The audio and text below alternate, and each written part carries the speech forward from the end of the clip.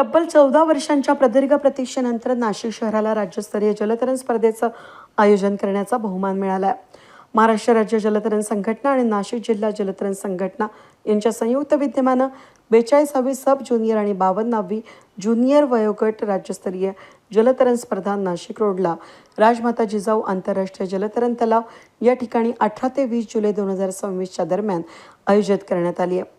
उद्घाटन नाशिक मनपा नाशिक रोड प्रभाग समिती सभापती RD धोंगडे यांच्या हस्ते करण्यात आलं. यावेळी नगरसेविका कोमल मेहरोलिया, नाशिक जलतरण संस्थेचे प्रमुख घनश्याम कुमार कुंवर, जलतरणपटू नावंदर योगेश कमोद यांच्या शुभ हस्ते करण्यात आलं. या स्पर्धेत महाराष्ट्रातील 26 जिल्हा तरण संघटना सहभागी झाल्या आहेत. एकूण 950हून अधिक खेळाडू आपलं कौशल्य पणाला लावणार आहेत. यामध्ये सुमारे 600 पुरुष तर 350 महिला जलतरणपटूंचा समावेश आहे. सब ज्युनियर आणि ज्युनियर या 2 वयोगटांमध्ये ही स्पर्धा पुढील 3 दिवसांमध्ये पार पडणार. या राज्यस्तरीय स्पर्धेतून निवड झालेल्या खेळाडूंना थेट राष्ट्रीय पातळीवर संधी मिळणार आहे. हायटेक सुविधा प्रेक्षकांना दर्जेदार अनुभव मिळावा यासाठी स्पर्धेचे यूट्यूबवर थेट प्रक्षेपण, इलेक्ट्रॉनिक टच पॅड आणि LED स्क्रीनद्वारे निकालांची क्षणाक्षणांची माहिती उपलब्ध करून देण्यात आली आहे.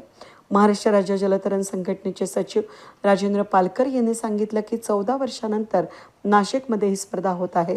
त्यामुळे नाशिकच्या क्रीडा पायाभूत सुविधांना चालना मिळेल आणि जिल्ह्यातील खेळाडूंना मोठं व्यासपीठ उपलब्ध होईल. याचं श्रेय नाशिकमध्ये आयोजकांना आणि नाशिक महानगरपालिका यांना जातं. संपूर्ण क्रीडा जगताचे लक्ष आता नाशिकच्या राजमाता जिजाऊ आंतरराष्ट्रीय जलतरण तलावाकडे लागले. स्पर्धेचं नियोजन जलतरण तलावाच्या व्यवस्थापनातील प्रमुख माया जगताप, सोनकांबळे सर आणि सर्व कोच परिश्रम घेत आहेत. सर्व सभापती नगरसेवक यांनी पूर्णाचं सहकार्य केलं आणि स्पर्धा घडून देण्यासाठी पूर्णाचं सहकार्य केलं. त्याचबरोबर जिल्हा तळाच्या व्यवस्थापन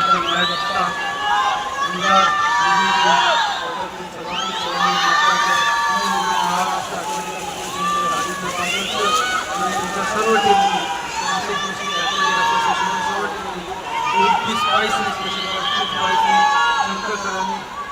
सर्वांनी जी मदत केली त्याबद्दल सर्वांचं मनपूर्वक आभार.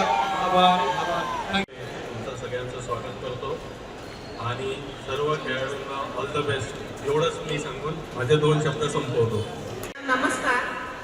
ह्या प्रभागाचे जे कॉम्पिटिशन नाशिक शहरामध्ये होत आहे म्हणून ही कॉम्पिटिशन बघताना असं वाटतंय की नाशिक शहराचा स्तर देखील उंचावलेला आहे आणि नाशिक महानगरपालिकेच्या इमारतींमध्ये आणि नाशिक महानगरपालिकेने डेव्हलप केलेल्या स्विमिंग पूलवर आज हा कॉम्पिटिशन होत आहे.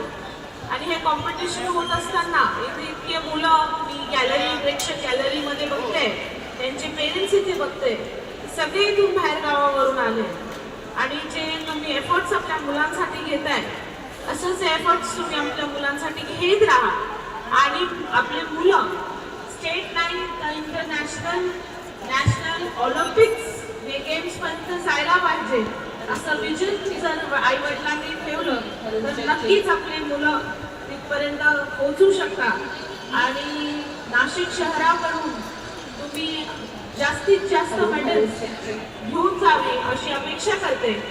आणि दुसरी गोष्ट की नाशिक शहरामध्ये तुम्ही आलात, तुमचं सहर्ष स्वागत आहे आणि इथून तुम्ही खुश जाणार असं मला वाटतं. आणि जो हारणार त्याने कधीही लेट डाऊन न होता पुढच्या कॉम्पिटिशनची नक्कीच तयारी करायची आहे आणि तुम्ही पुढच्या टाइमला मेडल समोर विजन मेडलचा ठेवून आपण जिंकायचं आहे. नेव्हर इज लेट ही गोष्ट आपण लक्षात ठेवायला पाहिजे आणि तुम्हाला सगळ्यांना all the best and may the best win. Thank you. Ved न्यूजसाठी प्रतिनिधी अनिल गुंजाळ यांच्यासह मी मनाली गर्गे, वेद न्यूज, नाशिक रोड.